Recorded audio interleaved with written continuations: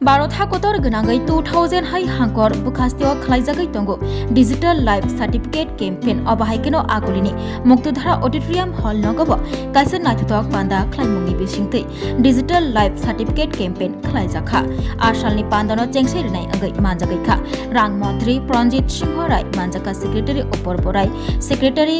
Akin चंद्र सरकार खबै जुदा जुदा बैंक नि तैफां तांफां रक मानजाक फैलाइका প্রপারলি করা যায় তার জন্য যেসব ব্যাংক পেনশন ডিসবার্সমেন্ট করেন বা পেনশনারদের অ্যাকাউন্ট যেসব ব্যাংকে আছে আমি তাদের অনুরোধ করব যে আমাদের অর্থ দপ্তর থেকে সেই অনুরোধ যাবে যে তাদের যে ডেটা শেয়ারিং সেটা যদি ওরা আমাদের নিয়মিতভাবে প্রত্যেক মাসে করতে পারে তাহলে পেনশন রিলেটেড যে গ্রিভেন্স সেল আছে আমাদের অর্থ দপ্তরে সেটি কার্যকরীভাবে ফাংশন করতে পারবে এবং সবার যে অসুবিধাগুলি আছে সেগুলি খুব দ্রুত মিটিয়ে ফেলতে পারবে। তো আর এছাড়াও আমাদের পেনশনার্সদের জন্য পেনশন ম্যানেজমেন্ট এবং আমাদের অর্থ দপ্তরের জন্য এটি খুব ইম্পর্টেন্ট। যদি আমাদের কাছে ডেটা থাকে তবে আমাদের প্ল্যানিং এবং যে এক্সিকিউশন আছে পেনশন ম্যানেজমেন্টে সেটা আমরা খুব সুষ্ঠুভাবে করতে পারবো। এই কথাগুলি বলে আমি সবার কাছে এই আহ্বান রাখছি, এখনও যারা রিটায়ারমেন্টে যাননি, পেনশন পান না, বা যারা ইতিমধ্যে রিটায়ারমেন্টে চলে গেছেন পেনশন পাচ্ছেন, সবাই এই অ্যাপ্লিকেশনের ব্যবহার কীভাবে করতে হয় সেটা জেনে নিন। এবং এমনও হতে পারে যে ভবিষ্যতে 100% যারা পেনশনার আছে ওরা এই অ্যাপ্লিকেশনের মাধ্যমে লাইফ সার্টিফিকেট জমা দিতে পারবেন কনসার্ন ব্যাংকে। এই আশা রেখে পেনশনারদের জন্য ডিজিটাল লাইফ সার্টিফিকেট এই ওয়ার্কশপের আয়োজন করা হয়েছে এবং উপস্থিত আছেন আমাদের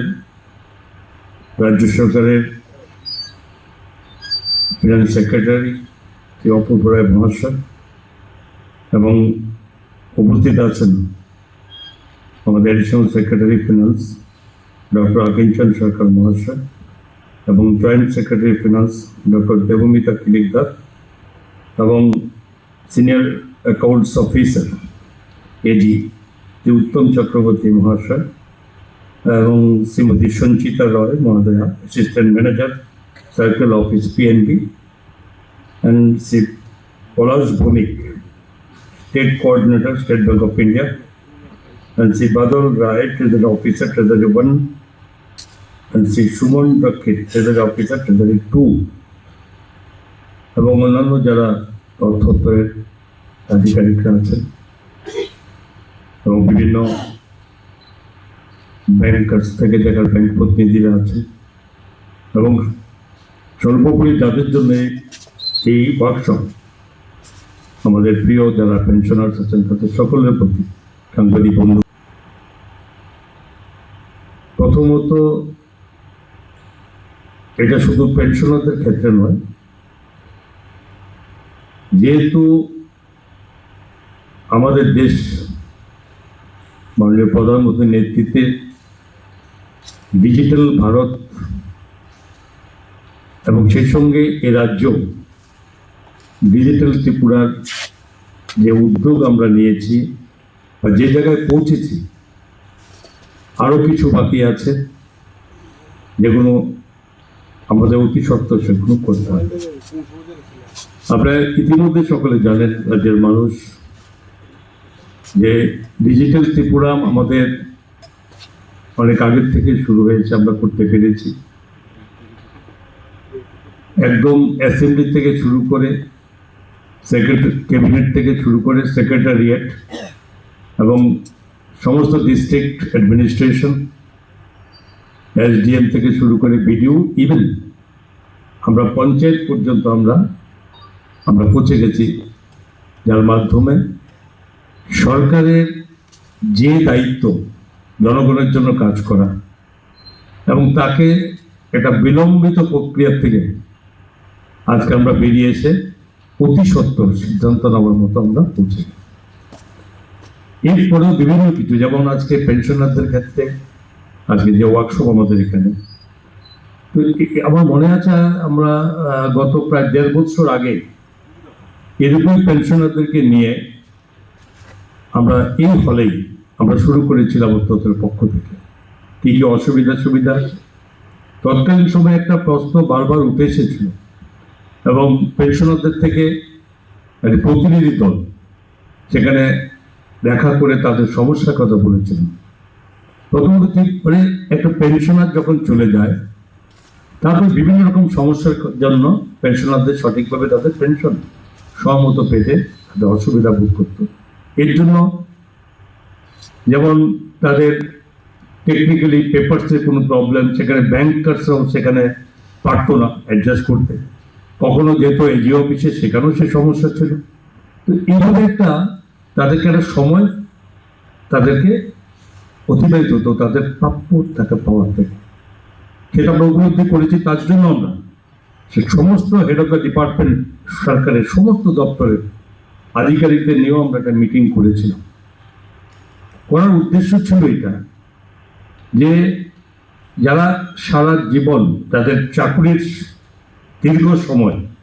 তাদের দায়িত্ব কর্তব্য পালন করেছে এবং সবাইকেই যেতে হবে, সরকারি কর্মচারী যারা আছেন পেনশনে, কিন্তু তাদের ওই সময়কার যে সমস্যা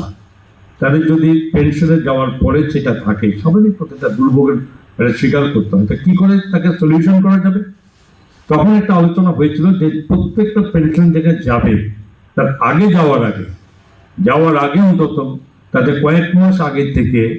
তার প্রয়োজনীয় যা তার ডিটেলস থাকে সেগুলো আবারও সঠিকভাবে শুদ্ধ করে একটা দেখে তাতে আলোচনা করে নেওয়া উচিত। সেখানে হেড অফ দ্য ডিপার্টমেন্টও সেখানে বলা হয়েছিল যে আপনারা এগুলো তখন থেকে তাদেরকে যাতে সহযোগিতা করে, তাদের যে বলেছেন আমরা সেক্রেটারি আলাদা সেল করা হোক, যে প্রত্যেকে তাদের যা তাদের প্রয়োজনীয় পেপার তারা সেখানে দেখে যেতে পারে, যাতে নেক্সট তাদের কোথাও যে অসুবিধা না হয়। অনেকের নমিনির ব্যাপারে অনেক সমস্যা ছিল এবং এগুলো দেখতে হয় পরবর্তী সময় সেগুলো ঠিক করার জন্য, আবার প্রসেস ঠিক করার জন্য লম্বা সময় নিত। তো এই সমস্যাগুলো যাতে না থাকে সেদিনকে হেড অফ দ্য ডিপার্টমেন্ট সবাইকে বলা হয়েছিল যে আপনারাও যাবেন, সুতরাং আপনাদের পেপার যেরকম ঠিক করতে হবে তাদেরকেও সেটা সহযোগিতা করা উচিত। তো যাই হোক, তারপর আজকে দীর্ঘ 1.5 বছর করে আরো ডেভেলপমেন্ট ডিজিটাল ত্রিপুরার সঙ্গে এখন আসছে, যেখানে যে ডিজিটাল সার্টিফিকেটের আজকে যে সেমিনার চলবে, এটা সকলকেই এর আওতায় আনতে হবে। এবং দেশ এগিয়ে চলেছে, আমাদের মাননীয় প্রধানমন্ত্রী বিকশিত ভারত 2047, তার জন্য সারা ভারতবর্ষের মানুষের জন্য একটা রোডম্যাপ তৈরি করা হয়েছে এবং কি করে দেশ এগোবে 2047-এর 100 বছর পূর্তির পরে সে দেশ কোথায় যেতে হবে। তো সেটা শুধু দেশ এগিয়ে গেলে চলবে না, প্রতিটি মানুষের জীবন, প্রতিটা মানুষের তাদের সুযোগ সুবিধাগুলো সেই জায়গায় নিয়ে পৌঁছানোটাই হবে বিকশিত ভারত 2047। ঠিক তেমনি আমাদের রাজ্যে মাননীয় মুখ্যমন্ত্রীর নেতৃত্বে আমরাও এই বিকশিত ত্রিপুরা 2014-এর এক রোড ম্যাপ আমরা তৈরি করেছি এবং সেটাও আমরা সেই মোতাবেক আমাদের রাজ্যের সমস্ত কর্মসূচি এবং ডেভেলপমেন্ট এবং ইজ অফ লিভিং থেকে শুরু করে সমস্ত কিছু নিয়ে আমাদের ভাবনা আমরা চূড়ান্ত রূপরেখায় আমরা এগিয়ে চলেছি। শুধু পেনশনার্স কেন, সমস্ত ধরনের সমস্ত যারা আছেন তাদের সকলকে তাদের সে সমস্ত সুযোগ এবং অতি দ্রুত যে সরকারি কাজের একটা সবসময় একটা আলোচনা ছিল যে এটা একটা লং টাইম প্রসিডিউরের মধ্যে যেতে হতো, সেই জায়গা থেকে বেরিয়ে এসে এখন খুব ফার্স্ট ওয়ার্ক আমাদের করতে হয় এবং তার জন্য এই ব্যবস্থাপনা এবং এটা স্বাভাবিকভাবে শুধু আজকে এই সেমিনারের মাধ্যমে শুরু হবে, কিন্তু এখানে বলেছেন সেক্রেটারি বলেছে যে এটা হওয়ার পরে রাজ্যের প্রায় 80,019 জন এই মুহূর্তে যারা রিপোর্ট আমার কাছে আছে 80,019 পেনশনার্স ইন অল ক্যাটাগরি এখনো আমাদের রাজ্যে আজকে পেনশন। তো স্বাভাবিকভাবে আমাদের রাজ্যের মতো যেখানে ছোট্ট 41 লাখ লোকের যে সমাবেশের মধ্যে 80,000 অ্যাভাব এই পেনশনের সংখ্যাটা একবারে ছোট নয়। স্বাভাবিকভাবে তাদের এই সুযোগ এবং তাদেরকে একটা সঠিক সুযোগ সুবিধা এই আনার যে তাগিদ সরকারের সব রকম ভাবে এটার মধ্যে জোর দিয়েছে এবং অর্থ দপ্তর বলেছেন যে শুধু এটা নয়, আগামী দিনে অর্থ দপ্তরের উদ্যোগে আরো যাতে খুব সঠিকভাবে একই টেবিলে বসে সারা রাজ্যে সবকিছু দেখা যায়, সে ব্যবস্থা অত্যন্ত নিতে যাচ্ছে। তো স্বাভাবিকভাবে এই পেনশনারদের যদি সুযোগ অসুবিধা, এরপরও আজকে টোটাল যেখানে মোবাইল অ্যাপের মাধ্যমে যেখানে মানে আজকে ট্রেনিং দেওয়া হবে, এটা হওয়ার পরও শুধু এই অল্প সংখ্যক যে পেনশনারদের মধ্যে করলে হবে না, এটা সারা রাজ্যের মধ্যে প্রতিটি ডিস্ট্রিক্টে করতে হবে। এবং ডিস্ট্রিক্টে করার পরও সেই জায়গা তো 100% পেনশন আসবে না, অনেকে জানবেন আসবে, কিন্তু এটা আমাদের দায়িত্ব নিতে হবে। দায়িত্ব নিতে হবে, এর সঙ্গে যুক্ত করতে হবে অফিসিয়াল, যেখানে ট্রেজারি অফিসার থেকে শুরু করে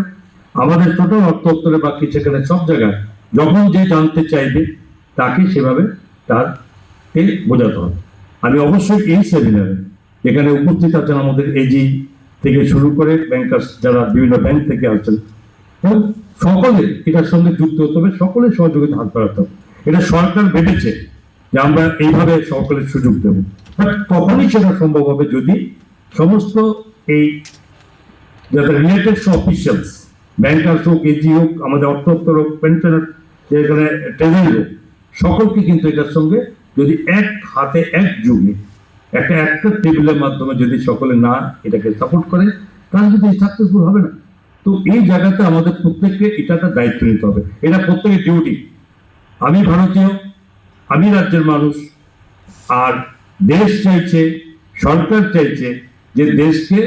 সমস্ত রকম বা মানুষের সুযোগ দেওয়াটাই দেশের ডেভেলপমেন্ট। রাস্তা বানিয়ে দিলাম, বিল্ডিং বানালাম, কিন্তু সেটা দিয়ে তো সব ডেভেলপমেন্ট, সেটাও part of the development. But এটা মোস্ট ডেভেলপমেন্ট, এটা হচ্ছে মানুষ, হিউম্যান বিং। তার যদি সঠিক সুযোগ যদি সব রকম ভাবে না দেওয়া যায়, তাহলে বিকশিত ভারত, বিকশিত ত্রিপুরার অর্থেই সেখানে অর্থ থাকবে না। তো মানুষের যখন সর্বদিক দিয়ে যতটুকু সম্ভব এই ডিজিটাল এই ভারতে, সুতরাং সেখানে সব রকম সুযোগ সুবিধা মানুষকে ঘরে বসে পাওয়ার মতো। এখন আজকাল বাকিটা অনেক দিকে এগিয়ে চলেছে।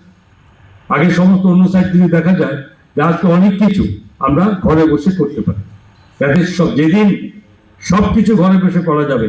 সেদিনই হবে আসল এই বিকশিত ভারত। সুতরাং ওই দিকে লক্ষ্য রেখে আমি আবারও আমার অর্থ দপ্তরের সমস্ত আধিকারিক,